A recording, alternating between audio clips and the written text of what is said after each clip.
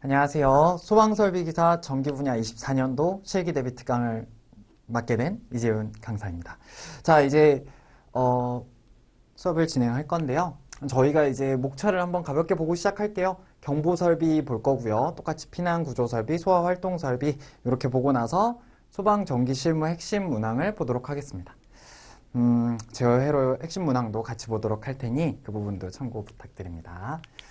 자, 일단은 보기 전에 저희 이 파트를 좀 정리하고 갈게요. 일단 실무에서 차지하는 비중 때문에 이 시험에 이제 양이 좀 정해집니다. 그러니까 경보설비 같은 경우는 실제 실무의 대부분을 차지하고 있기 때문에 출제가 많다라는 거겠죠.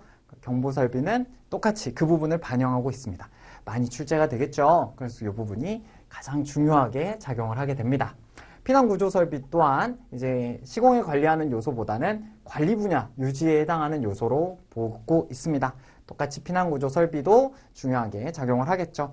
두 가지는 이제 핵심적으로 실무에서 암기가 필요한 단답형의 암기가 필요한 요소들이 반영이 돼 있고 그리고 저희가 이제 경보설비 같은 경우는 이제 가닥수 문제가 직접적으로 관여가 되기 때문에 경보설비는 정말 중요하다 이렇게 보시면 될 것 같아요. 그리고 제어회로와 전기회로도 같이 보게 되죠. 전기 분야이기 때문에 전기와 제어가 같이 중요합니다. 제어 분야에서는 이제 어떤 식의 시퀀스를 작동을 하는지 그 시퀀스와 이제 PLC 관련된 부분을 보게 됩니다. PLC의 비중은 좀 낮지만 시퀀스의 비중이 높기 때문에 제어회로는 한 문제에서 두 문제 사이는 꼭 출제된다고 보시면 됩니다. 제어회로도 중요합니다. 다음은 소화활동설비인데요. 소방서의 소화활동을 지원하는 이제 요소이기 때문에 실질적으로 실무하고 크게 관련성이 높진 않아요. 그래서 우선순위는 경보와 피난에 비하면 많이 낮다. 이런 부분들이 이제 특징적이고요. 그리고 기타 문항에서는 문제풀이 이후에 점수를 조정하기 위해서 내는 문제들이 있는데 이 문제는 한 문제에서 두 문제가량 나올 수 있습니다. 다만 무조건 맞춰야 된다라고 생각하기보다는 이제 가급적 이런 부분들에 대해서 대비를 충분히 하는 게 필요하겠다 정도로만 받아들여 주시면 될 것 같아요. 자, 이제 본격적으로 보도록 할게요. 자, 경보설비에서 항상 제일 첫 장에서는 방송설비 위주로 보게 되죠. 비상속보설비보다는 방송설비 위주로 보게 돼 있습니다. 비상방송설비에서는 이제 몇 가지가 달라졌어요. 그래서 그 법규에 달라진 내용들을 반영하고 있는데, 자, 과거에는 발하층과 직상층 그리고 지하 전층을 이제 알람을 울렸어요. 그래서 우선 경보를 통해서 병목 현상을 방지하기 위함이죠. 대피 중에 생길 수 있는 병목을 방지하기 위해서 이런 식으로 했었습니다. 근데 이렇게 하다 보니까 뭔 문제가 있냐면 위쪽에서 대피 못한 사람들이 많았다는 거예요. 그래서 이 부분에 있어서는 직상 4개층으로 확대했습니다. 그래서 1층에 화재가 발생했을 경우에는 발하층, 직상 4개층, 지하 전층을 이제 알람을 울리도록 바꿔놨고요. 이런 부분들이 이제 법적으로 바뀌었고요. 그리고 2층 이상에서 화재가 발생 시에는 직상층, 발하층 이렇게 알람이 울리죠.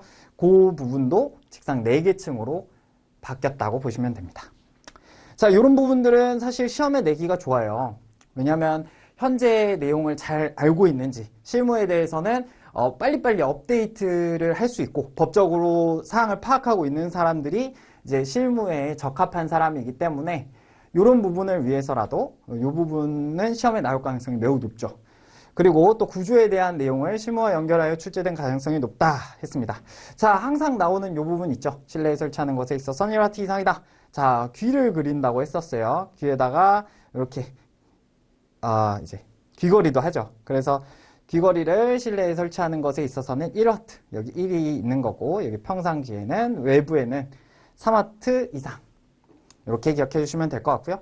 각 층마다 설치를 해야 되고 수평거리는 25m입니다.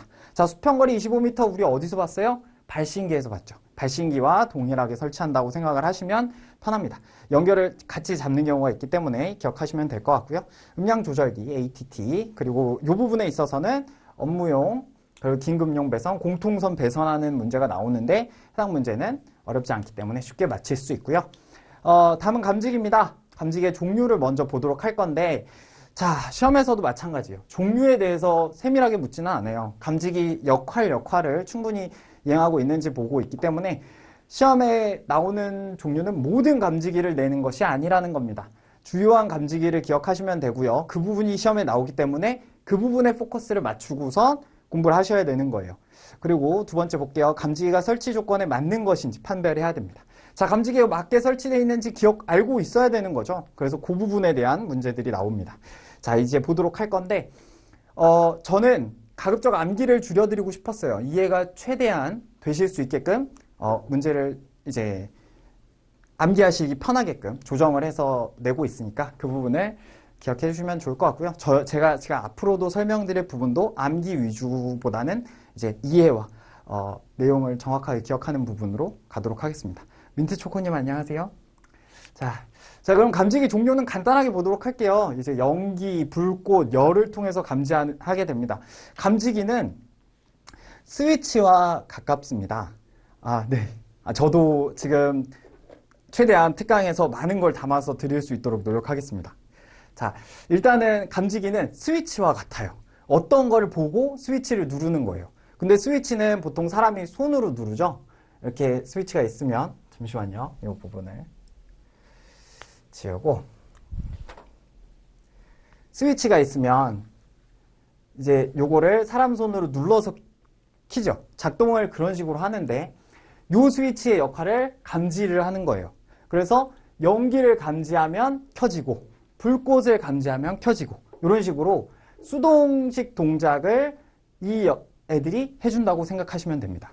자, 그러면 이게 어떤 식으로 작동하는지를 보려면 연기라는 부분에 있어서는 이온과 광, 그러니까 빛과 공기로, 이제 공기의 성분으로 기억한다는 것을 기억해 주시면 되고요. 불꽃은 어찌됐든 열이 다가오면서 포함되어 있는 방출 에너지가 있죠.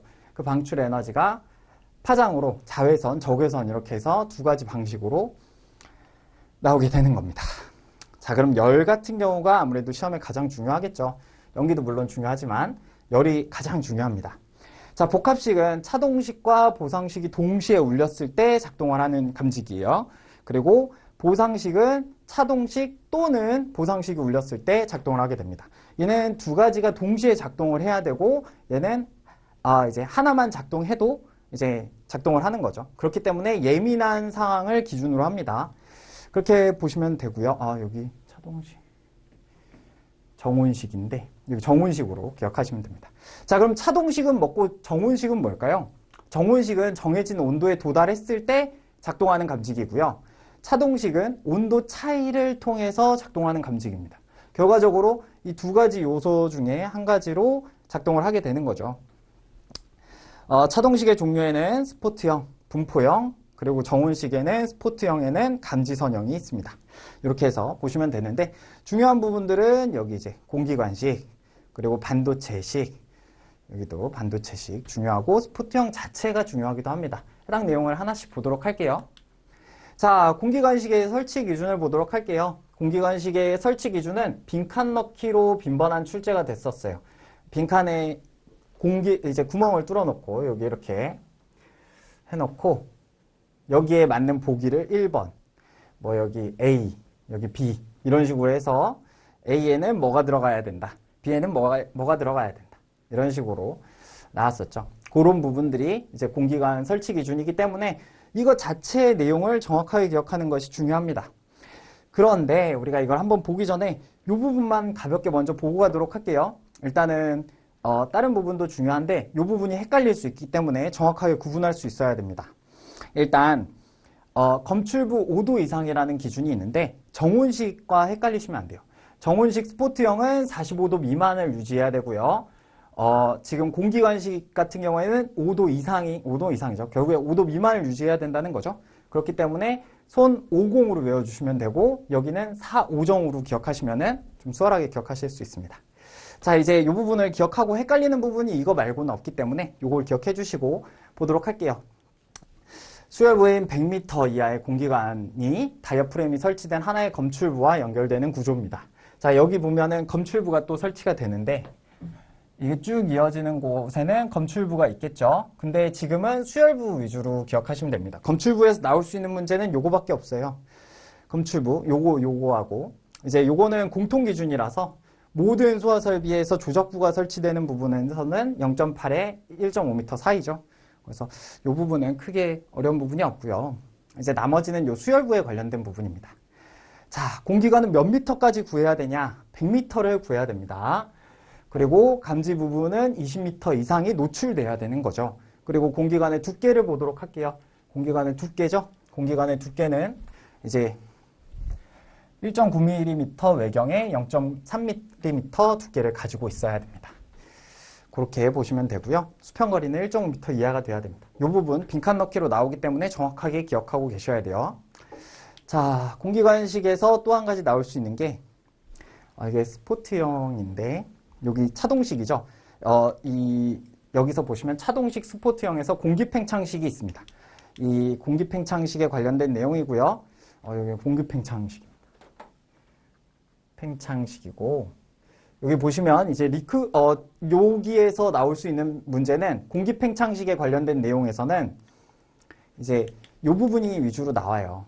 왜 문제가 생기는지를 확인을 하고 조치를 해야 되기 때문에 왜 지연 동작 됐을까? 왜 비화재보? 그러니까 비화재보라는 건 화재가 아닌데도 알람을 울렸다는 거죠. 왜 발생했을까에 초점을 두는 겁니다. 그래서 이 스포트형을 보시면 왜 지연됐을까를 보면 얘가 적당하게 부풀 수 있는 조건이 안 됐기 때문이죠. 그럴 때는 이제 리크공 구멍이 큰 경우입니다. 리크공의 구멍이 커서 바람이 계속 빠져나가면 그만큼 지연되겠죠. 그래서 지연 동작의 한 가지 요소고, 공기관의 다이어프레임에 추가적인 구멍이 있을 경우에도 마찬가지 기준입니다.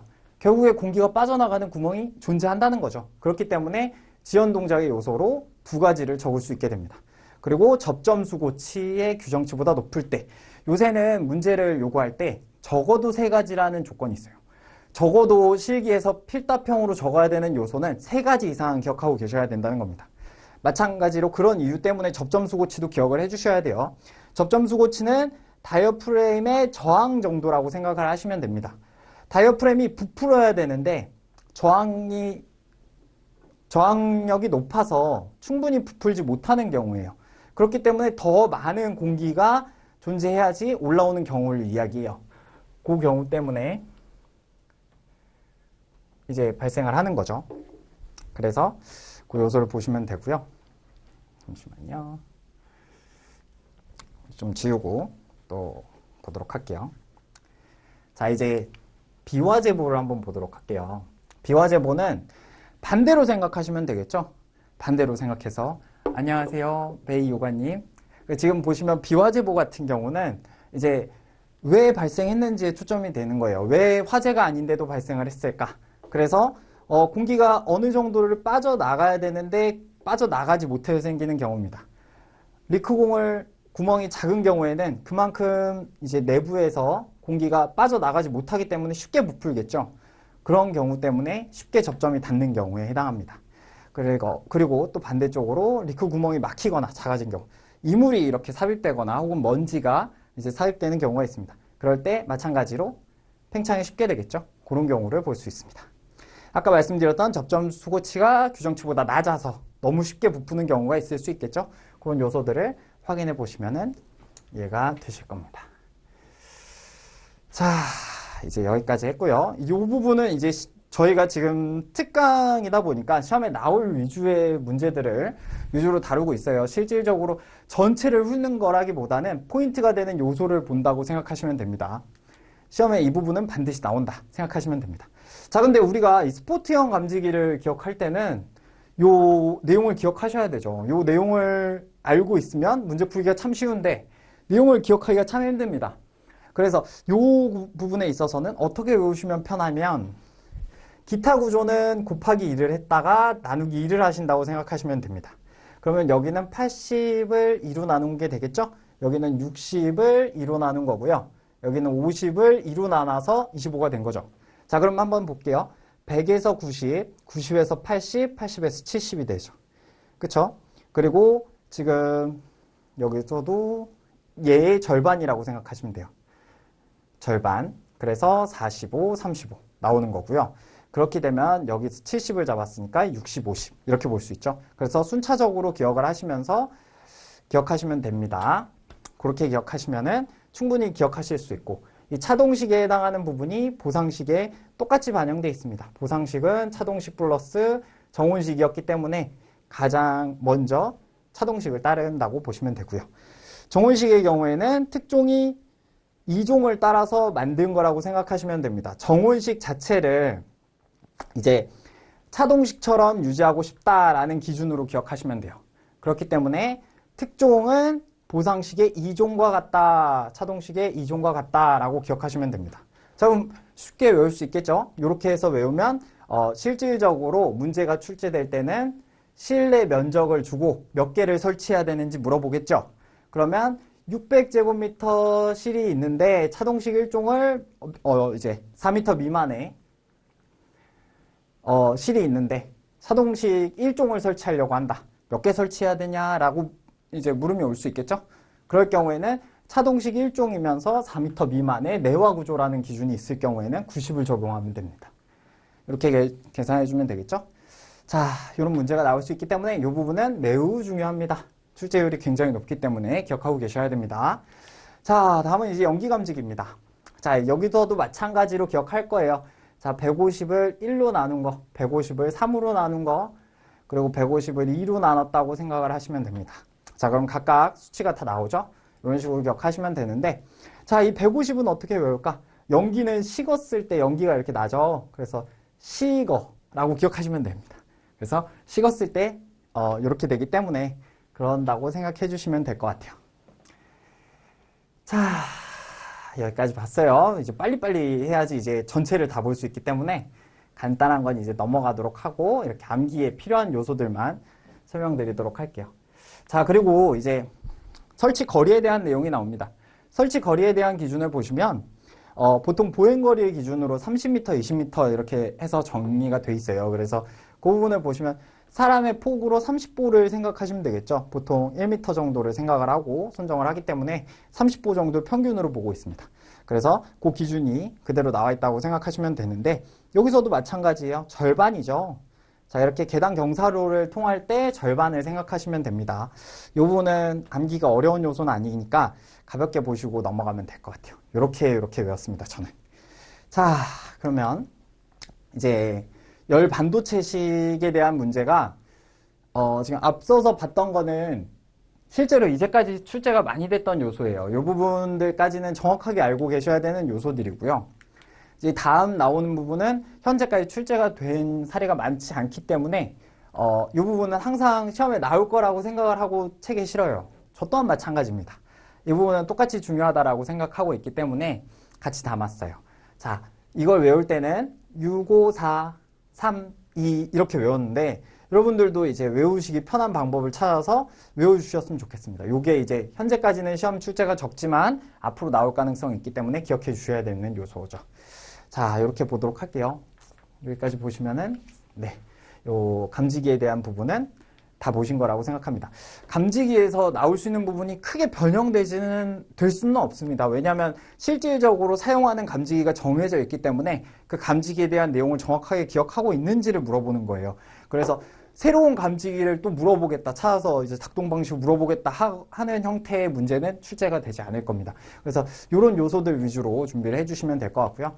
다음은 이제 구역입니다. 경보를 하려면 이제 구역을 설정을 해야 되겠죠. 그래서 이제 여기 쪽을 보시면은 이제 방화구역이라는 부분을 씁니다. 자, 방화구역, 건축물의 구조에 있어서 방화구역, 방형구역을 나누게 되는데요. 방화구역은 일정 시간 동안 일정 구역 내에 화재를 한정시킬 수 있도록 구획하고 방형구역은 연기의 확산을 방지, 재현하기 위해서 구획하는 것이다 라고 나와 있습니다. 자, 그리고 이제 구역의 종류를 먼저 보도록 한 건데 이제 헷갈리는 요소들이 나와요. 제형구역, 그리고 여기 방화구역, 방호구역 이렇게 나오고 있는데 방수구역도 있죠. 이 구역에 대한 내용입니다. 자, 일단은 이 방화구역이라는 부분이 경보설비에선 가장 중요해요. 그래서 이 방화구역을 어떻게 나누냐, 혹은 제형구역을 어떻게 나누냐, 방형구역을 어떻게 나누냐가 포인트가 됩니다. 자, 구역을 나눌 때는 1000제곱미터를 기준으로 하는데, 보통 평균적으로 1000제곱미터를 기준으로 하는데, 방화구역은 600제곱미터를 기준으로 합니다. 평균적으로. 이제 일반적인 사항을 기억할 때 그렇게 기억하시면 됩니다.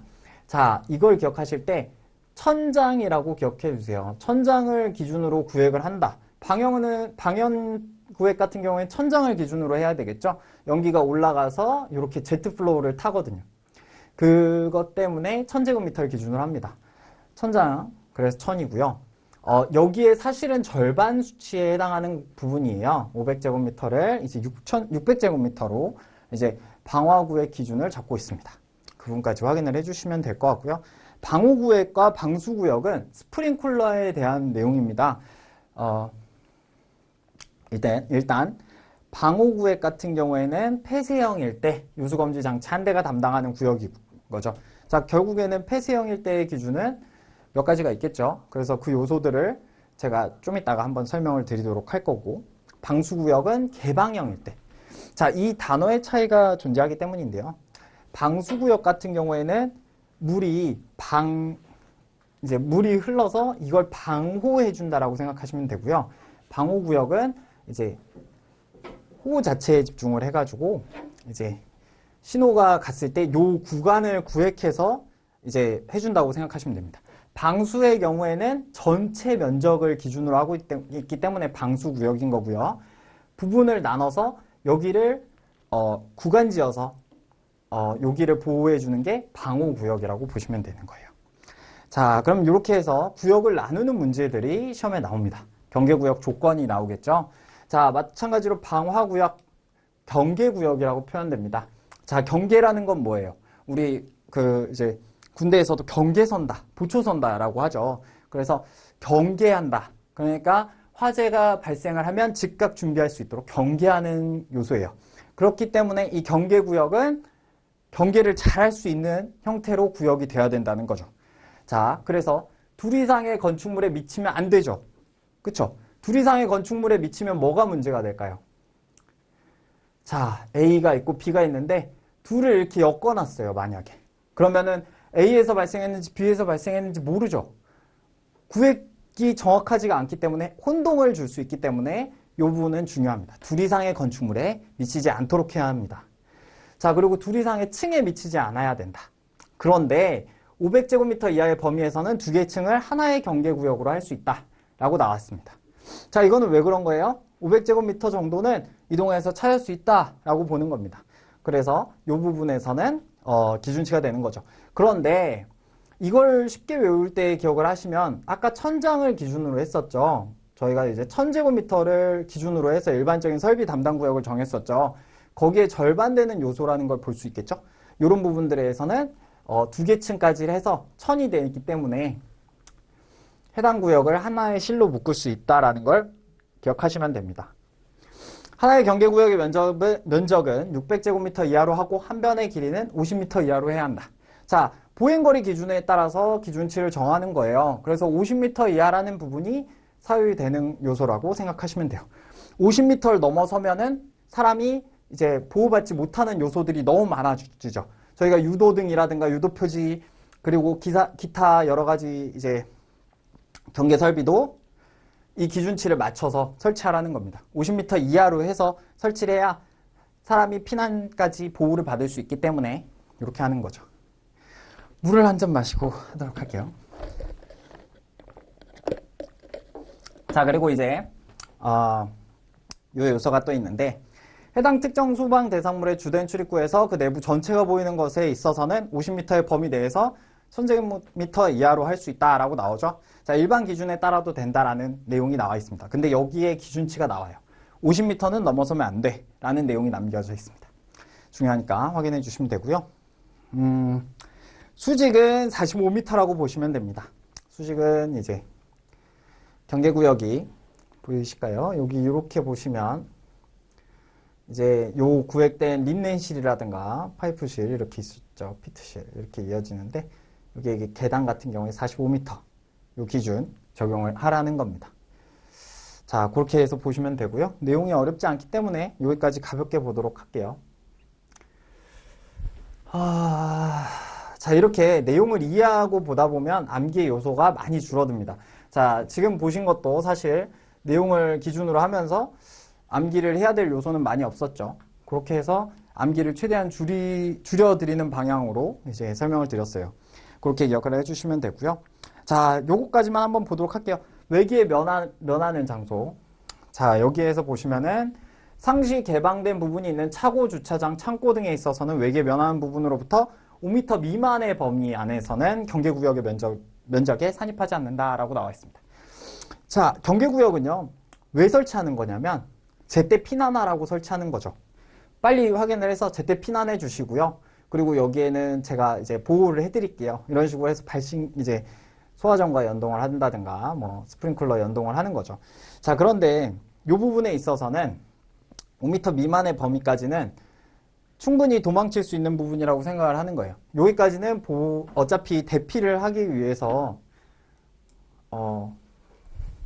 충분히 이제 대피와 이 살수를 하지 않아도 이제 문제가 되지 않는다고 보는 거예요. 그래서 여기까지는 외기에 면하는 각 부분으로부터는 이제 예외 사항이 있으니까 그 부분 확인해 주시면 되는 거고요. 그리고 이제 스프링클러, 제연 이 부분 설치한 경우에는 해당 설비의 방호구역, 제연구역 등과 동일하게 설치할 수 있다는 게 특징점입니다. 설계의 중심이 되는 부분이기 때문에 실무에서는 가장 중요한 멘트라고 보실 수 있겠죠? 자, 이제 피난구조 설비를 보도록 할게요. 피난구조 설비의 가장 대표적인 건 유도등이죠. 유도등과 유도표지입니다. 뭐 이제 조명등도 있죠. 근데 이제 지금 보시면은 유도등과 유도표지에서는 뭐가 나올지 그 부분을 이제 중점적으로 보도록 할 거예요. 자, 1차적으로 구조에 대한 문제가 나옵니다. 구조 중요하고요. 비상전원도 중요해요. 설치 높이도 중요합니다. 이 세 가지를 잘 기억하고 계셔야 돼요. 자, 유도등을 지금 제가 실제로 설계할 때 사용한 부분인데, 지금 보시면은 여기 이제 엘리베이터 홀이죠. 엘리베이터 홀 쪽에 방폭형 유도등을 설치한 거예요. 그럼 여기는 이제 피난구 유도등을 설치하는 거겠죠. 피난구 유도등을 설치한 거고요. 여기서도 이제 여기 전실이 있는 거고 여기 계단실이 존재하는 거죠. 계단실에 계단 유도등 설치한 거를 볼 수 있고 여기서도 피난구 유도등 볼 수 있습니다.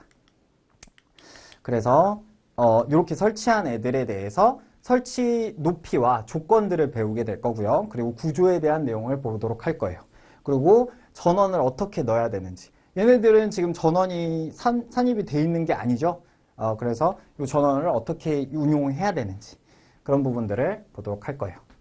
지금은 이제 전원을 지금 연결을 다 안 하고 있죠. 이렇게 신호선만 주고받는 거고 여기는 개별적으로 배터리가 내장된 형태였습니다. 죄송합니다. 이게 이제 상용 전원 설비를 도면에 지금 넣지 않았는데 상용 전원이 들어가 있는 상황이긴 한데 상용 전원이 끊어지면 비상 전원이 작동을 해야 되겠죠. 그러니까 예비 전원은 산입이 안 돼 있는 상황이라고 보시면 되는 거죠. 그러면 이제 피난 구조 설비에 대한 내용을 보도록 할게요.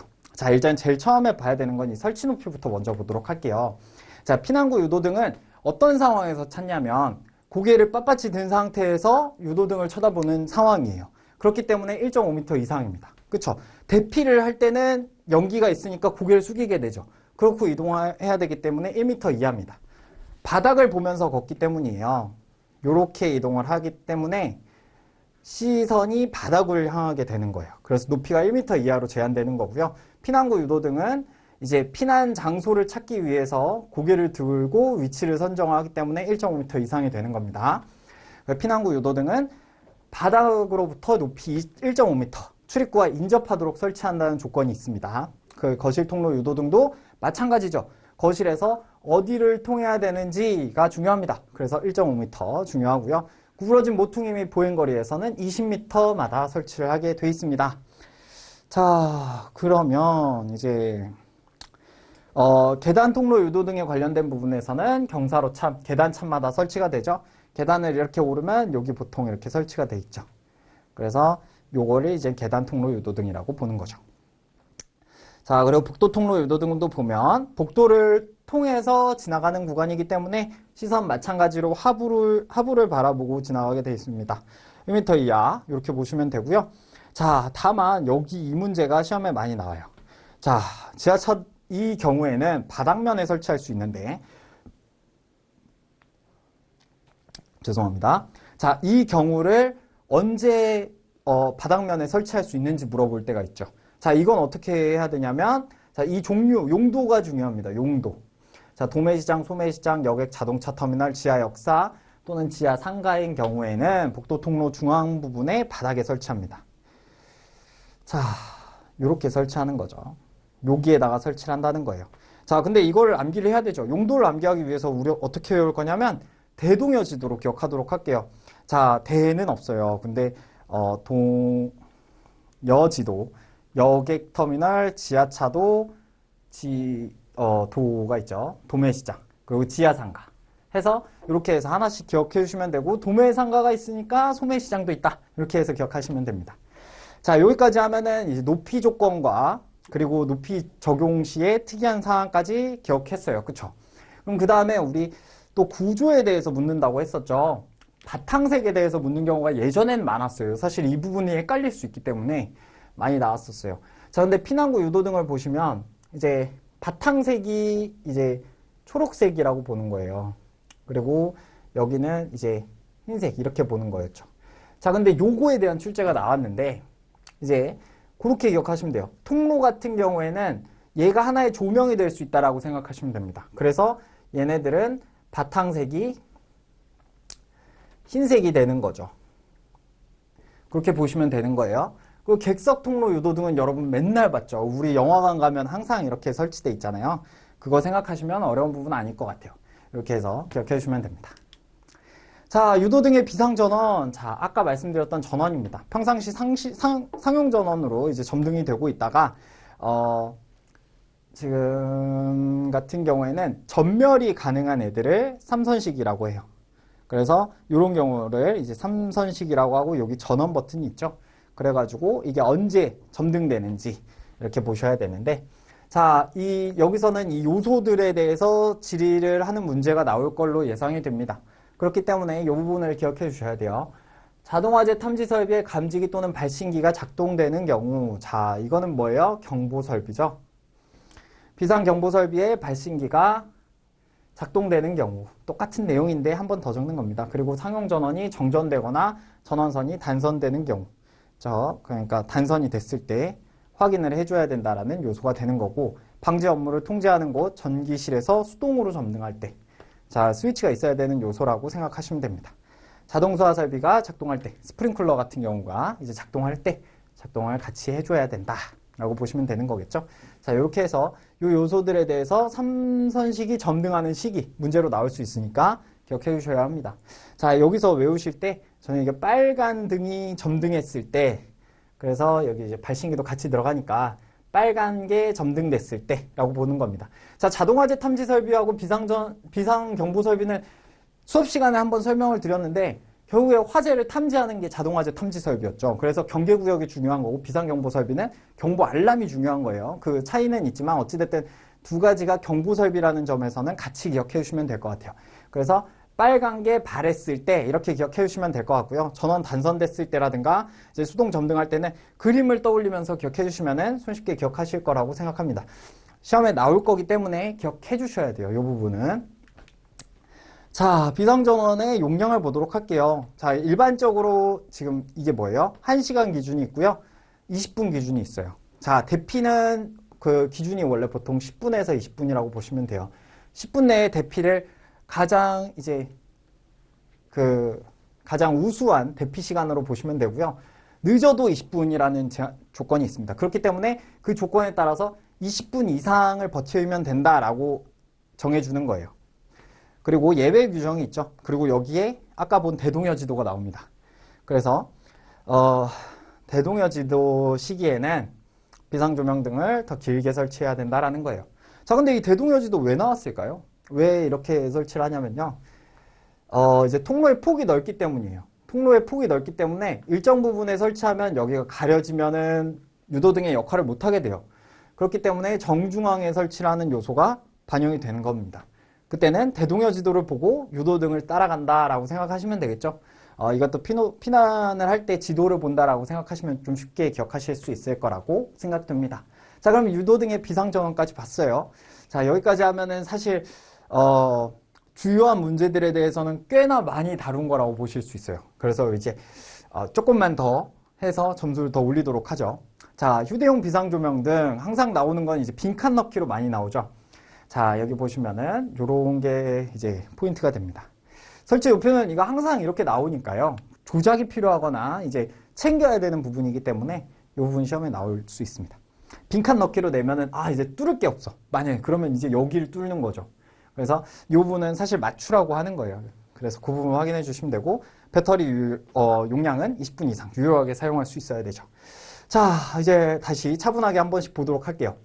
자, 휴대용 비상조명 등은 왜 설치하냐면 각개의 실이 있는 각 실이 이렇게 각각 있는 경우를 보도록 할게요. 지우고 다시 그림을 그리도록 할게요. 조금 깔끔하게 하는 게 좋을 것 같아요. 자, 이렇게 실이 있으면 자, 이 실을 이제 피난을 유도할 수 있어야 되는데 이 실이 만약에 단선이 됐어요. 어둡죠. 그러면 등이 없는 상황이에요. 피난이 적합하지 않겠죠. 피난을 적합하게 하기 위해서 여기에다 휴대용 비상 조명 등을 가져다 두는 거예요. 그러면 이 실 내에서 이제 사람들을 이제 구출해가지고 이렇게 나올 수 있겠죠. 그렇기 때문에 하나의 피난 반장이 형성이 되는 거죠. 그래서 피난 반장이 이제 대피를 할 수 있게 되는 겁니다. 마찬가지로 그래서 각계 실을 운용을 하는 경우 숙박시설 또는 다중이용업소에서 객실 이렇게 해서 영업장 안에 구획된 실 해서 그 형태를 잡는 겁니다. 그리고 외부 설치된 출입문 손잡이로부터 1m 이내예요. 그러니까 가지고 나가라는 개념이긴 해요. 문이 이렇게 있으면 문 옆에 이렇게 보통 설치돼 있잖아요. 그러니까 그 기준을 생각하시면 될 것 같고요. 대규모 점포, 영화상영관에서는 보행거리 50m 이내마다 3개 이상이라고 적혀 있습니다. 자, 그 부분에 있어서는 이제 보행거리 50m는 항상 그 기준의 최대치라고 보시면 되겠죠? 그래서 이렇게 기억하시면 됩니다. 그래서 여기에서 이제 설치가 돼 있고 50m다. 이렇게 해서 대규모 점포 같은 경우나 영화상영관의 경우는 해당 형태를 따른다라고 보시면 됩니다. 3개 이상인 경우는 뭐예요? 대피하는 무리 집단을 생각하시면 됩니다. 자, 한두 명이 이동을 하는 거예요. 객실에서는. 많게 한 가족이다 하면 4명까지 되겠죠. 근데 영화상영관 같은 경우에는 집단이 여러 개로 나뉘어요. 1차 무리, 2차 무리, 3차 무리 이렇게 나눠지겠죠. 그래서 3개 이상을 설치해서 무리마다 가져갈 수 있게끔 이렇게 설치를 하는 거고요. 지하역사는 마찬가지로 이 부분에서 이제 절반 형태라고 보시면 되겠죠. 3개 이상 설치하는 기준을 따라가도록 합니다. 자, 그리고 자동으로 점등되는 구조여야 되겠죠. 이 형태가 틀에서 요걸 뺐을 때 바로 이제 작동이 바로 이어져야 돼요. 그게 이제 휴대용 비상조명 등의 조건에 해당합니다. 자, 그리고 이제 이어서 다음 걸 보도록 할게요. 휴대용 비상조명 등을 설치하는 특정 소방 대상물이라고 나와요. 자, 층수가 11층 이상, 특정 소방 대상물의 경우에는 11층 이상의 층이고요. 지하층의 층이 3층 이상이고 지하층의 바닥 면적의 합계가 1000제곱미터 이상인 것은 지하층의 모든 층, 그리고 500m 이렇게 기준이 나와 있는데 암기법이 따로 있지만 그 부분을 통해서 기억하시는 것보다 이 내용을 정확하게 쓰셔야 되기 때문에 해당 내용을 정확하게 기억해 주시기 바랍니다. 자, 결과적으로는 이 11층 이상이라는 부분은 우선경보 대상 시에도 내용이 나왔던 내용이죠. 그렇기 때문에 해당 부분은 하나의 기준치로 기억해 주시면 좋을 것 같아요. 자, 그리고 비상 콘센트의 전원 회로는 단상교류 220V, 그 공급 용량은 1.5kW 이상인 것으로 할 것이라고 나와 있습니다. 그리고 이게 3개 이상, 만약에 4개가 설치됐다고 하면 몇을 따라가야 되냐면 3개 이상이에요. 그래서 3개 이상 기준을 따르면 돼요. 그래서 4.5kW 이상 이렇게 적으면 되는 거죠. 4개든 5개든 똑같죠. 3개까지만 이제 쳐주기 때문에 그렇게 해서 기억해 주시면 될 것 같아요. 자, 이제 비상 콘센트로 갑자기 넘어왔는데 비상 콘센트를 이제 보시면 여기까지만 이제 보시면 될 것 같아요. 비상 콘센트를 같이 껴넣으려고 하다 보니까 페이지 수 때문에 이렇게 했는데 그 부분 확인해 주시면 될 것 같고요. 각 층에 2 이상 설치하도록 해야 합니다. 그리고 자, 왜 2 이상인지도 한번 생각을 해보면 어렵지 않아요. 하나를 쓰고 있어요. 만약에 연결된 이제 사용 중인 게 있어요. 그럼 이 다음에 이제 활용을 위해서는 요걸 빼서 얘를 연결할 수가 없어요. 사람들은 보통 그렇게 생각하지 않습니다. 그렇기 때문에 이제 여유분이 있어야 설치를 하기 때문에 그 기준 기억해 주시면 될 것 같고요. 자, 휴대용 비상조명 등에 설치하는 특정 소방 대상물 같이 기억을 해주시면 될 것 같아요. 여기 같은 경우는 아까 앞에서 봤던 내용하고 똑같죠. 그래서 그 부분 정확하게 기억해 주셔야 됩니다. 자, 그래서 요 밑에 요 부분이 중요한데 가스가 터지지 않게 이래서 터널과 지하층 이렇게 해서 가스가 터지다 라고 기억을 해주시면 조금 손쉽게 기억하실 수 있습니다. 자, 소화활동 설비 중에는 이제 무선통신 보조 설비라는 통신 부분이 나와요. 그러니까 사실 전기 분야에 대해서 공부를 할 때 통신을 많이 놓칠 경우가 많거든요. 마찬가지입니다. 무선통신 설비에서도 너무 많은 걸 바라지 않아요. 시험 중에서. 이제 전파에 대한 내용이라든가 이런 부분들은 다 빼고요. 실질적으로 설치 위주로 문제를 냅니다. 왜냐하면 사람들이 전기 이상을 내용을 알 거라고 생각하고 있지 않기 때문에 전기 위주의 내용을 묻기 위해서 설치 기준 정도를 묻게 돼 있습니다. 그 이상을 자세하게 물어볼 수가 없을 거예요. 없습니다. 그래서 이 기준에서는 설치 기준이 중요하다는 부분을 기억하시면 돼요. 무선통신 보조 설비는 이제 각 시험마다 몇 회 차에는 뭘 내고 몇 회 차에는 뭘 내고 이런 식으로 정해져 있는데 어느 시점에 무선통신 보조 설비가 너무 안 나왔다 싶으면 갑자기 등장하는 게 무선통신 보조 설비에 대한 내용이에요. 그렇기 때문에 해당 내용 같은 경우는 요 정도에 대한 내용만 숙제에도 맞출 수 있기 때문에 꼭 기억하셨으면 좋겠습니다. 자, 일단은 피복이 소실될 경우에 케이블 본체가 떨어지지 않도록 4m 이내마다 금속재 또는 자기재 등 지지금구로 이제 벽, 천장, 기둥 등에 견고하게 설치해야 합니다. 그리고 해당 부분에 있어서는 선을 건다고 생각을 하시면 돼요. 그래서 이제 소방에서는 배관을 걸 때는 8m 이상, 8m 이내, 그리고 선을 걸 때는 4m 이내 이렇게 생각하시면 되거든요. 파이프라고 생각하시면 8이프라고 해서 8m, 그리고 선 같은 경우에는 실사를 써서 사선 이렇게 해서 4m 이렇게 기억해 보시면은 선과 파이프를 구분해서 기억하실 수 있을 거라고 생각합니다. 그래서 지지금구에 맞게 설치를 해야 되는 거고요. 그 누설 동축 케이블 및 안테나는 고압 전로로부터 1.5m 이상 떨어진 위치에 설치를 해야 합니다. 자, 1.5m 떨어지는 기준은 전기 쪽에서도 기억을 해 주셔야 되는 부분이기 때문에 같이 기억을 해 주시면 되고요. 저는 이제 해당 부분에 있어서는 잠시만요. 해당 부분에 있어서는 이제 1.5m를 기준으로 기억을 할 때 3분의 2 이런 식으로 해서 기억을 했었어요. 그래서 그 부분을 같이 기억해 주시면은 선이 하나가 지나가고 거기에 3분의 1을 기억하시면은 손쉽게 기억하실 수 있습니다. 자, 그리고 노설 동축 케이블의 끝부분에는 무반사 종단 저항을 50옴 이상으로 50옴으로 설치해야 된다는 요소가 있죠. 그래서 그 부분을 같이 기억해 주시면은 이제 요 끝부분에 대한 무반사 종단 저항도 기억하실 수 있게 됩니다. 오웬만님 안녕하세요.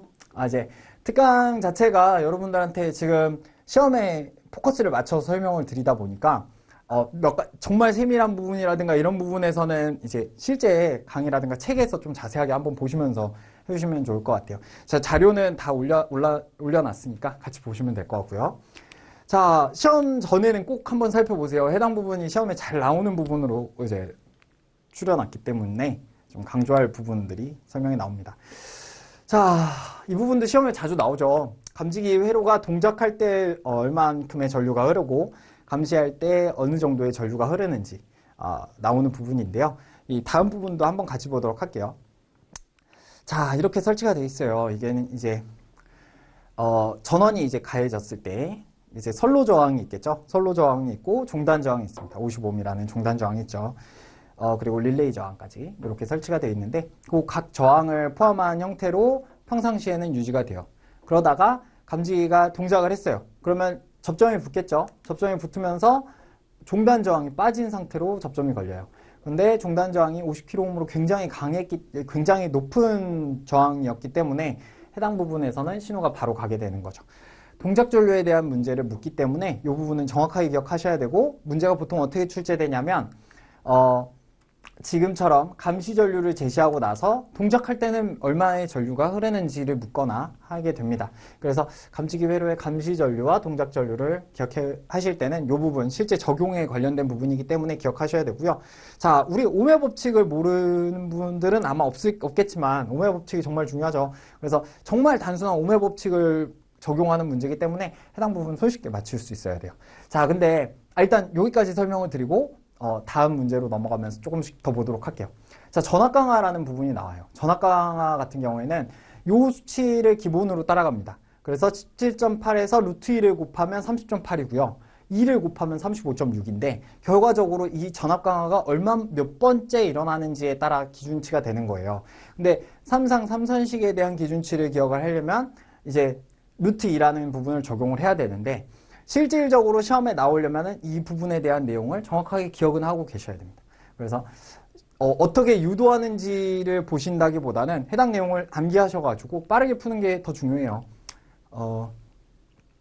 그리고 이제 여기 부분을 보시면은 이제 17.8을 기준으로 했기 때문에 이 기준치를 기억을 해주시면 되는 거였고, 한 가지 또 기억을 하셔야 될 게 얘와 얘를 바꿀 수 있다는 경우가 있겠죠. 그래서 여기 이렇게 보시면 되는 거예요. 그래서 두 가지 바꿔서 기억할 수 있으니까 이 부분은 중요하다. 시험에 나올 수 있는 부분이기 때문에 꼭 기억하셔야 된다. 근데 사실 이걸 유도하는 과정 때문에 시간을 허비하지는 않으셨으면 좋겠어요. 특강을 보시는 거면 시험이 정말 임박할 때 보시는 분들이 많을 텐데 해당 부분을 보실 때는 이걸 유도해가지고 막 실제로 하는 그런 식으로 문제를 꼬거나 하진 않습니다. 그렇기 때문에 단순 적용식이기 때문에 확인만 해주시면 될 것 같아요. 자, 그리고 이 축전지의 비교에 대한 문제도 많이 나오죠. 그래서 연축전지 그리고 알칼리 축전지 많이 나와요. 저는 이 숫자를 가지고 좀 조작하는 걸 좋아하는데 이런 식으로 한번 기억을 해보시면은 지금 여기 방전율하고 여기에는 5가 들어가죠. 와우. 이런 식으로 해서 기억을 해보시면 조금 더 좋을 것 같아요. 1.1을 5분의 6으로 바꿀 수 있으니까 2.0을 또 이렇게 바꿀 수 있겠죠. 그렇기 때문에 한 셀에서 차지하는 비중이에요. 셀이 이렇게 있으면은 셀이 이렇게 여러 개로 분화돼 있죠. 그 과정에서 한 셀이 2.0V를 가지고 있어야 된다는 겁니다. 그리고 이제 종류에 대한 내용이 나오긴 하는데요. 종류는 시험에 나온 적이 이제까지는 단 한 번도 없어요. 왜냐하면 시험에서 우리가 이 축전지에 대해서 배우는 시험이 아니라 설비에 대해서 배우는 문제고 이 부분에서 연축전지를 쓰고 있는지 알칼리 축전지를 쓰고 있는지에 따라서 뭐가 더 우세한지를 기준으로 하는 거기 때문에 정말 필요한 요소들만 기억하시면 됩니다. 2.0V, 1.2V, 5하워, 10하워 이 정도 기억해 주시면 될 것 같아요.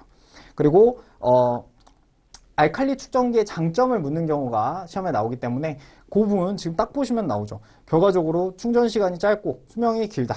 이 부분들이 가장 대표적이고요. 진동에 강하다는 특징도 있으니까 같이 기억해 주시면 될 것 같아요. 자, 그 다음에 충전 방식에 대한 문제입니다. 여기도 시험에 굉장히 많이 나와요. 왜냐하면 실질적으로 관리를 함에 있어서 윤하연님 안녕하세요. 자, 이제 충전 방식의 종류에 있어서는 이런 식으로 종류가 좀 다양한데요. 사실 예전에는 부동 충전 방식만 줄기차게 물어봤었어요. 근데 지금은 부동 충전 방식만 보시면 안 돼요. 뭐가 나올지 모르기 때문에 정확하게는 아니더라도 내용을 다 적을 수 있어야 됩니다. 정의에 대해서 물을 가능성이 굉장히 커요. 그래서 보시면은 보통 충전 방식, 급속 충전 방식, 세류 충전 방식, 균등 충전 방식 내용에 대해서 정확하게 알고 있어야 돼요. 그리고 회복 충전 방식, 부동 충전 방식 다 중요하니까 내용을 직접 적는 연습을 계속 해주시면 돼요. 자, 근데 한번 생각을 해보죠. 감사합니다. 그리고 이제 이 부분을 생각을 한번 해보셔야 돼요. 자, 평상시에 그냥 충전하는 거 보통 충전이라고 하겠죠. 그러면 이 충전 방식이 왜 적용돼야 되는지 이유를 묻는 경우는 뭐가 되겠어요? 왜 이걸 적용을 해야 될까라고 묻는 겁니다. 그러면 이거를 왜 적용을 하냐? 급속으로 충전하기 위해서, 빨리 충전하기 위한 거죠. 자, 단어의 뜻을 기억을 하셔가지고 기억하셔야 돼요. 자, 그럼 결국 2~3배의 전류로 충전을 하면 충전이 빨리 되니까 급속 충전을 하는 거죠. 그래서 속도를 빨리 하기 위해서예요, 얘는. 그러면 세류 충전은 뭐예요? 방전이 계속 될 거예요. 그쵸? 전기를 쓰는 장비들 일부가 계속 나가겠죠? 그 부분을 계속 보급 충전하는 겁니다. 그래서 상시로 연결해 있어야 되는 거죠. 매번 나가니까 그 부분만 충전을 하겠다는 겁니다. 이런 식으로 기억을 하시면 되고 균등 충전 방식만 기억을 해주셔야 되는 게 숫자가 들어가 있어요. 모든 시험에서 숫자는 매우 매우 중요합니다. 숫자 정확하게 기억하셔야 돼요. 감사합니다. 그리고 이제 회복 충전 방식을 보시면 축전지의 과방전 상태에서 회복을 하는 충전 방식입니다. 회복 충전도 기억해 주시면 될 것 같아요. 자, 이제 충전 방식을 정의를 쓰는 문제가 나오기 때문에 정확하게 기억을 해주시면 될 것 같아요. 자, 다음 보도록 하겠습니다. 자, 부동 충전 방식에서는 그 형태가 많이 나오죠. 실제로 충전기가 이제 평상시 이제 여기에서 제가 설명을 이 부분을 기억하셔야 됩니다. 평상시 일시적인 부하에 대해서는 그 일시적으로 과도한 부하가 나오면은 축전지가 그걸 부담을 하는 거고, 평상시 상용 부하에 대해서는 지금 충전기 자체가 부담을 하는 형태로 가요. 그래서 상용 부하에 대한 전력 공급은 충전기가 부담하기 어려운 일시적인 대전류 부하는 축전지로 하여금 부담하게 하는 방식입니다. 이제 정말 중요한 부분은 뭐냐면은 정의에 대해서 기억을 하실 때 여러분들이 정말 중요한 게 정의를 직접 쓰셔야 되잖아요. 내용을 완전히 똑같이 쓸 필요는 없지만 적어도 중요한 단어는 포함이 돼야 되겠죠. 그래서 충전기의 역할에 대해서 들어가야 되고 축전지의 역할에 대해서 들어가야 돼요. 그쵸? 얘는 뭐예요? 일시적인 대부하를 담당해야 돼요. 충전기는 뭐예요? 상용 부하에 대해서 담당해야 돼요. 그래서 그 내용을 충분히 써줬다면 이 앞에 내용이 없고, 상용 부하에 대한 전력 공급은 충전기가 부담하되, 충전기가 부담하기 어려운 일시적인 대전류 부하도 여기에 대한 내용 없어도 되겠죠? 일시적인 대전류 부하는 축전지로 하여금 부담하게 해야 하는 방식이다 라고 하면 정답이에요. 뭔 얘기인지 아시겠죠?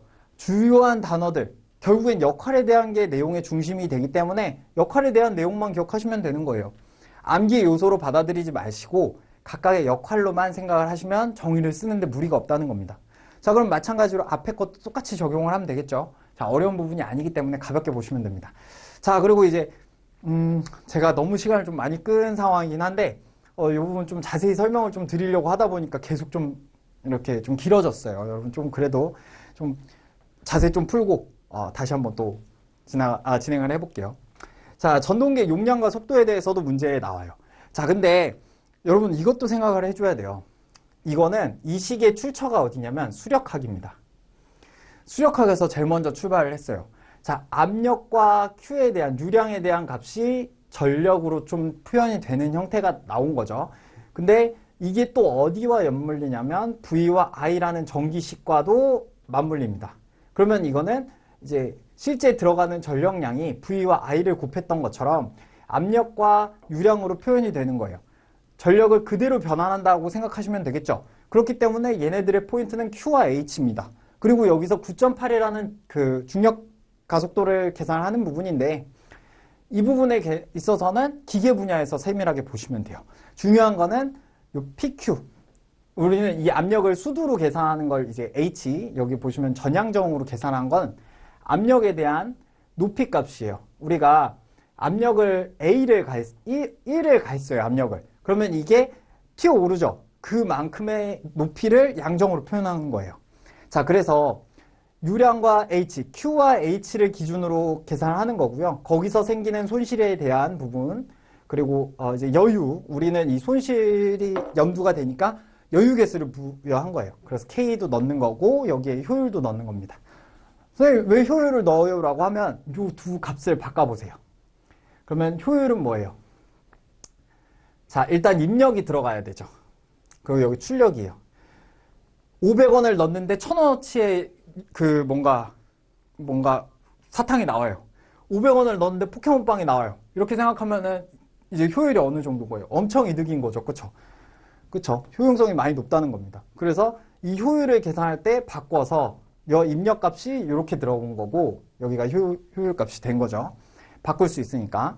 자, 그래서 전동기가 이제 용량이 계산이 되는 거예요. 자, 마찬가지죠. 얘네들도 똑같아요. 자, 이거는 이제 9.8을 1000으로 나누냐 안 나누냐의 차이로 102가 들어가는 건데 구별해서 외우시는 게 중요해요. 저는 재연설비는 빼기라고 기억했어요. 자, 재연설비는 어떻게 해야 돼요? 연기를 제거해야 되죠. 빼야 돼요. 빼기, 연기를 빼기 해주는 겁니다. 그렇게 해서 식을 좀 구분하셔서 외울 필요가 있어요. 왜냐하면 나오는 출제 형태가 다릅니다. 나중에 문제를 보면서 한 번 더 보도록 할게요. 지금 특강 때는 좀 어렵고 해당 내용들에 대해서 숙지만 해주시면 될 것 같아요. 두 식을 구분해서 외우자 라는 내용으로 가져가시면 될 것 같고요. 자, 이제 전동기의 속도까지만 보도록 할게요. 이제 여기에서 이 다음에 나머지는 수학이 없어요. 그러니까 여기까지만 보도록 할게요. 자, 이제 전동기의 속도를 보도록 할게요. 자, 동기 속도라는 ns 값을 구하는 경우가 있고요. 이제 회전 속도를 계산할 때는 ns에 대해서 동기 속도를 어떻게 산출하는지에 따라 달라져요. 자, 근데 여기서 속도라는 부분은 여기에 주파수와 자극수가 나와요. 그래서 이 부분에 대한 내용을 정말 100% 기억을 해야지라고 하면은 솔직히 조금 어려울 겁니다. 근데 이렇게 한번 생각을 해보죠.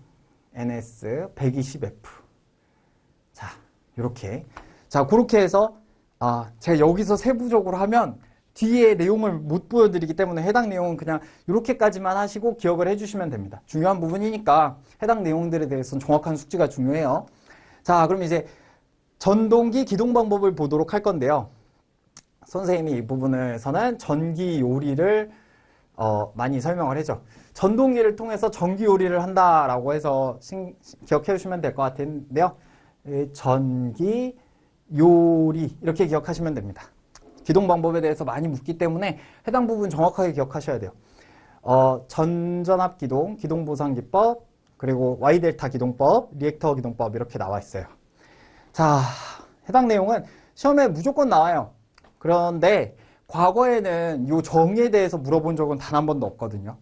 근데 이제 충분히 낼 수 있는 여지가 있어요. 왜냐하면 이 문제가 제어 회로에 관련된 내용으로 문제가 같이 출제가 되거든요.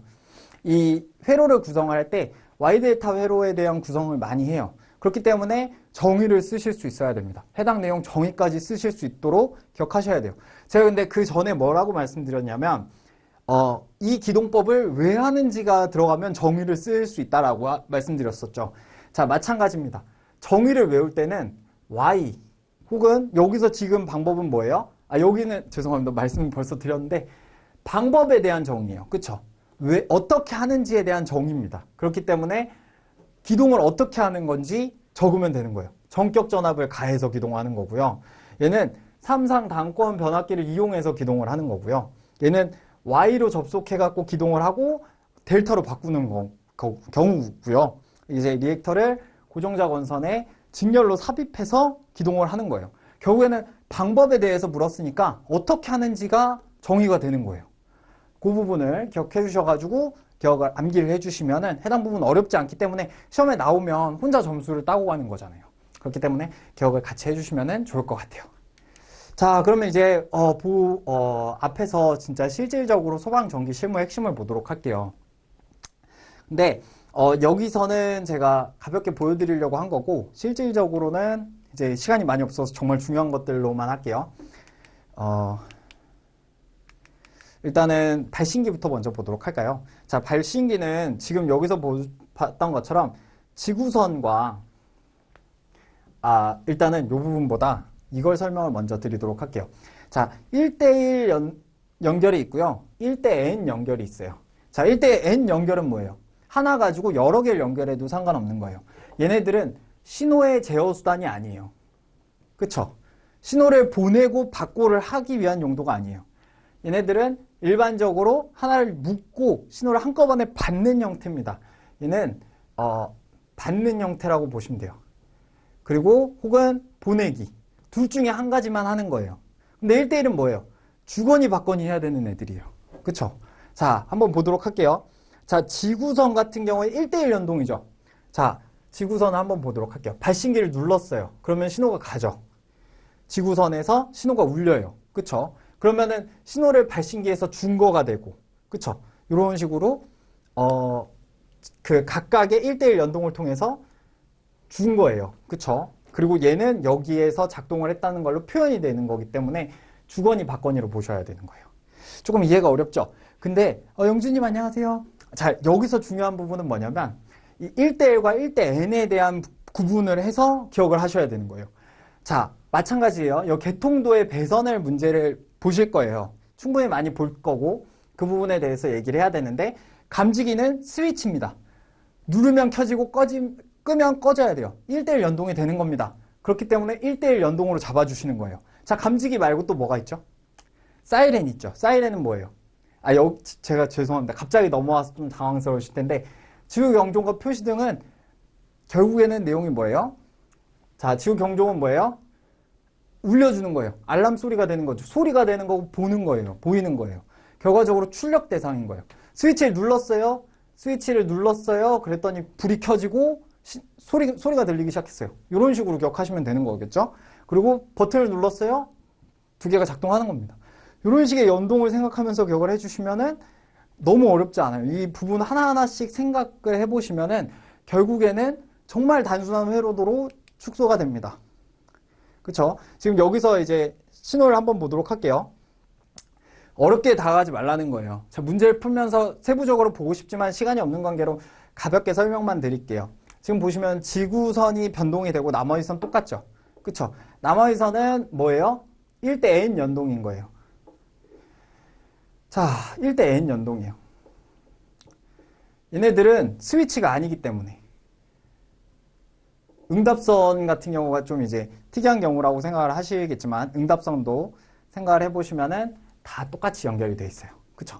결과적으로 내용이 다 똑같은 겁니다. 1대1인과 1대 n인지만 구별을 해서 그러면 이 P형 1급 수신도에서 결선할 때는 지구선을 1대1로 연동하면 되겠네.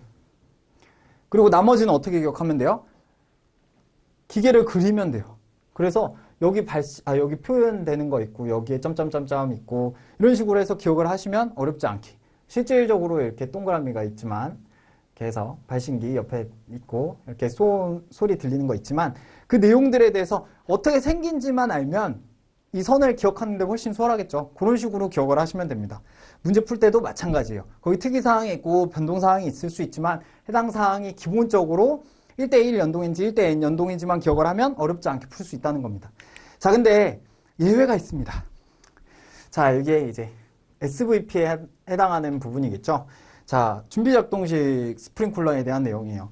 해당 부분은 실제 연동되는 요소를 제가 잘 정리를 해놨어요.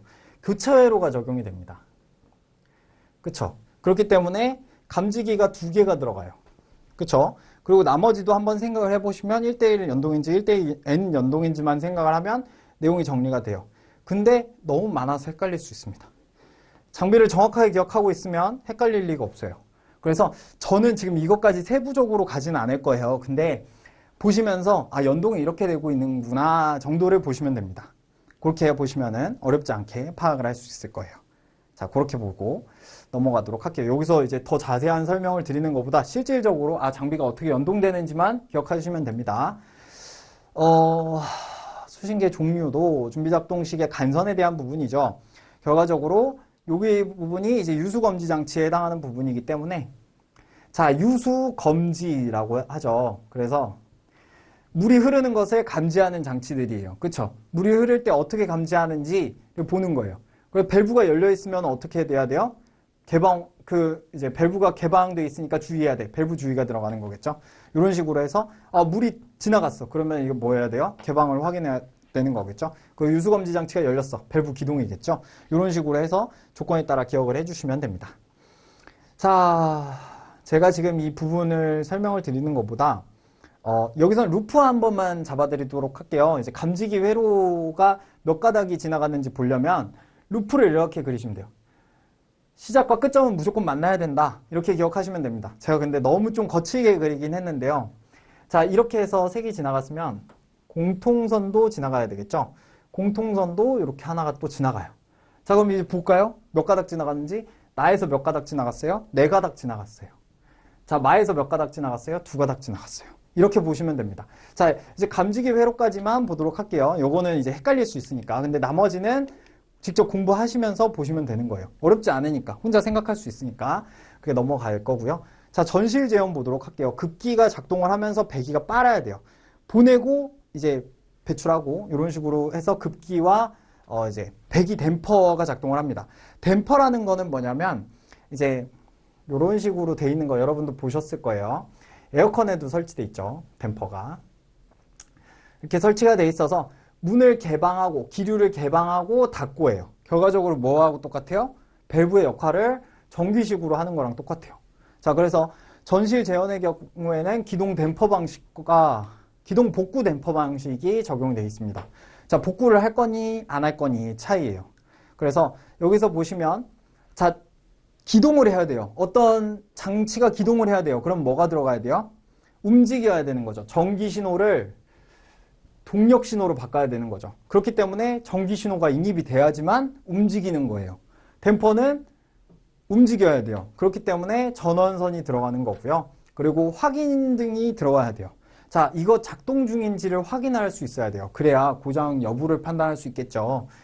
모든 장치에는 표시등이 들어갑니다. 마찬가지예요. 이 확인이라는 거는 표시등이라고 생각하시면 됩니다.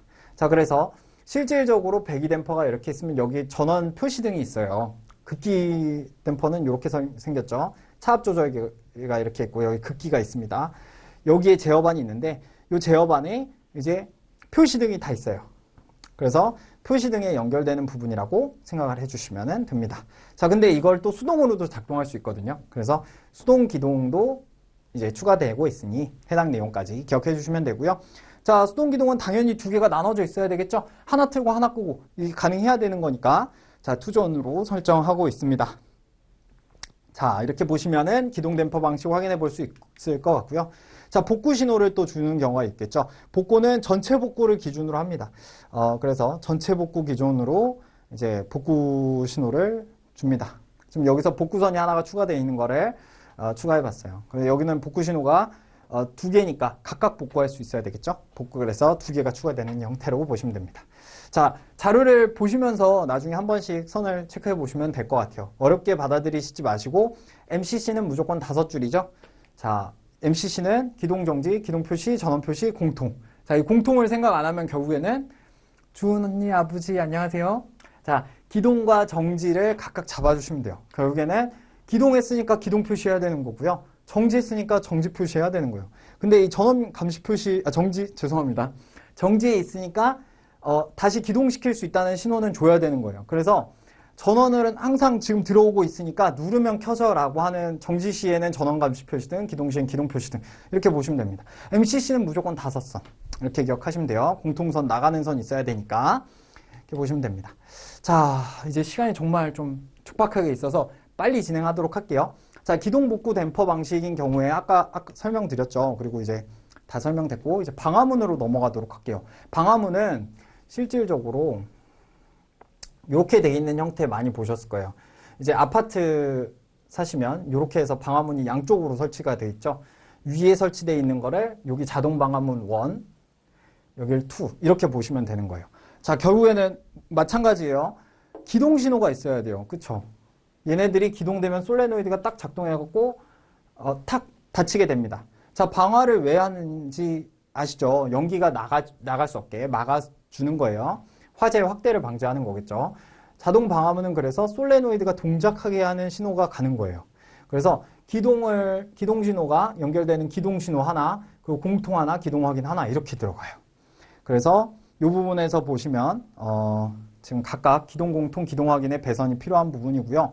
층별로 한 가닥씩 추가돼요. 자, 근데 이 내용 전반적인 부분을 보려면 이 부분이 훨씬 더 이해가 잘 돼요. 실질적으로 이 구조도만 보면은 연결 회로도에 관련된 부분만 나오는데 지금 보시면 이 부분에 대한 설명을 이렇게 한번 드려보도록 할게요. 자, 문이 한 짝씩 있죠. 요거는 한 층으로 보는 거예요. 여긴 두 번째 층이 또 있겠죠. 그럼 결과적으로 지금 보시면 기동 신호가 얘 하나 들어가는 거고요. 여 B에서도 지금 기동 신호는 한 가닥인 거예요. 얘 각각 한꺼번에 기동할 수 있는 겁니다. 근데 얘가 열렸는지 각각 확인을 해야 돼요. 자, 근데 우리가 이걸 또 외워야 되나 싶죠. 근데 한꺼번에 이렇게 보시면 됩니다. 자, 표시등은 어떻게 해야 한다 그랬어요? 불빛이라고 했었어요. 각각 불빛이 들어온다고 생각하시면 문 한 짝당 불빛 하나씩 기억하시면 되겠죠? 그래서 기동 확인은 이제 구분이 됩니다. 그리고 1대1 기동 신호죠. 그렇기 때문에 층별 기동을 하기 때문에 층별 기동 1대1로 잡은 거예요. 그래서 층별로 잡은 거라고 생각하시면 되는 거예요. 자동 방화문 수만큼 작성한다. 이 부분하고 층별로 한 가닥씩 추가된다. 기억해 주시면 될 것 같아요. 어려운 부분이 아니기 때문에 방화문은 사실 출제 가능성이 많이 낮아요. 되게 애매한 위치라서 출제 내기가 조금 어렵습니다. 그렇지만 정확하게 기억해 주시면 좋을 것 같아요. 배연창에 관련된 부분은 사실 시험에 내는 데는 약간 어려움이 있긴 해요. 그렇지만 정확하게 알고는 계셔야 됩니다. 그래서 이 부분에 관련되는 경우는 시험에 빈번하게 나오는 내용은 아니기 때문에 가볍게 보시면 될 것 같아요. 솔레노이드라는 거는 결국에는 전자식 기동 장치이기 때문에 그런 형태로 이제 연기 감지기가 이렇게 연결되고 이제 발신기 있고 발신기하고 연동된 수신기에서 신호를 줘서 이렇게 작동한다라고 생각하시면 됩니다. 그렇게 보시면 될 것 같고요. 솔레노이드 방식에 대한 연결을 좀 한 번 더 확실하게 보시면 될 것 같고요. 모터 방식도 가볍게 보시도록 할게요. 모터도 지금 보시면 좀 차이가 있어서 이 부분은 제가 이렇게 가로쳐 놨으니까 한번 확인해 주시면 될 것 같아요. 교류 전원이 들어간다는 거. 모터는 작동을 하기 위해서 전기가 인입이 돼야 된다는 거 확인해 주시면 될 것 같아요. 자, 그러면 이제 한 가지만 더 보면 저희 이제 한론이 또 있긴 한데 습식 빨리 한번 가보죠. 자, 습식을 보시면 1차 측 압력계가 있고 2차 측 압력계가 있어요. 그래서 평상시 물이 이것도 물이고 이것도 물이죠. 물은 항상 차 있는 형태예요. 그런데 여기서 이제 압력 스위치와 템퍼 스위치에서 구분되는 요소들이 있기 때문에 그 부분을 이제 시험에 중점적으로 기억하시면 됩니다. 이런 형태로 나오죠. 그래서 고가수조 방식으로 나온 형태고 유수검지 장치가 있어서 여기에 각각 신호 주는 형태로 기억을 하시면 됩니다. 제가 지금 이 가닥수에 관련된 부분을 좀 빨리 설명을 드리고 있는데요. 장비에 대해서 정확하게 기억을 하시는 게 중요하다는 겁니다. 앞에 설명을 드린 부분으로 스스로 생각하시면 어렵지 않기 때문에 굳이 지금 시간을 빼지 않을게요. 이제 시간이 정말 얼마 안 남기도 했고, 자, 이분할이라고 해서 우리가 교차회로 방식을 적용을 하는 거는 이분할 일제히 준비 이렇게 해서 기억하셨죠? 이산화탄소 분말 한론소화 설비 일제 작동식, 준비 작동식 해서 이런 식으로 교차회로를 구분을 하고 있는데 그 중에 해당하는 게 한론소화 설비입니다. 한론소화 설비에 대한 내용도 이제 중요하기 때문에 확인해 주실 건데요. 여기가 특징적이죠. 전원 플러스 마이너스가 들어간다는 점을 기억해 주시면 될 것 같아요. 왜냐하면은 장치를 기동해야 되는 요소들이 있기 때문에 이렇게 생각하시면 돼요. 앞에서 있던 애들은 신호를 주고받는 형태였다면 지금 한론소화 설비는 개별의 소화 설비입니다. 그렇기 때문에 전원은 플러스 마이너스를 당연히 포함해야 되는 요소라고 생각하시면 돼요. 자, 그래서 연결 방식 중요하니까 기억해 주시면 될 것 같고요. 사실 한론소화 설비에서는 압력 스위치만 제대로 이제 배치를 하면은 나머지는 다 일상에 접하던 애들이에요. 얘네들도 다 접하던 애들이고 추가되는 요소는 이것만 있는 거예요. 지금 압력 스위치가 이제 연동되는 거죠. 연동돼서 이렇게 연결돼 있다는 점. 이제 기동 용기와 연동된다는 점입니다. 자, 그래서 실질적으로 작동 원리에 대한 부분이 좀 중요한데요. 방출 지연 스위치가 30초간 새는 게 이제 포함이 된다라는 거. 그것만 기억해 주시면은 나머지는 똑같이 내용을 기억해 주시면 될 것 같고요. 이제 너무 급하게 오는 바람에 조금 아쉽긴 한데 나중에 이제 지금 결선 방식만 한번 추가로 더 찍도록 할게요. 자, 논리식이라는 부분은 결국에는 다이어그램을 그려야 돼요. 이 모든 게 이제 다이어그램으로 출발했습니다. A와 B를 합친 형태죠. 그래서 오업 회로고요. 교집합이죠. 그래서 엔드 회로고 낫 같은 경우는 A가 이렇게 있으면 요 밖에 칠하는 게 낫 회로죠. 이런 식으로 해서 정리가 된 거예요. XOR 같은 경우에는 요거죠.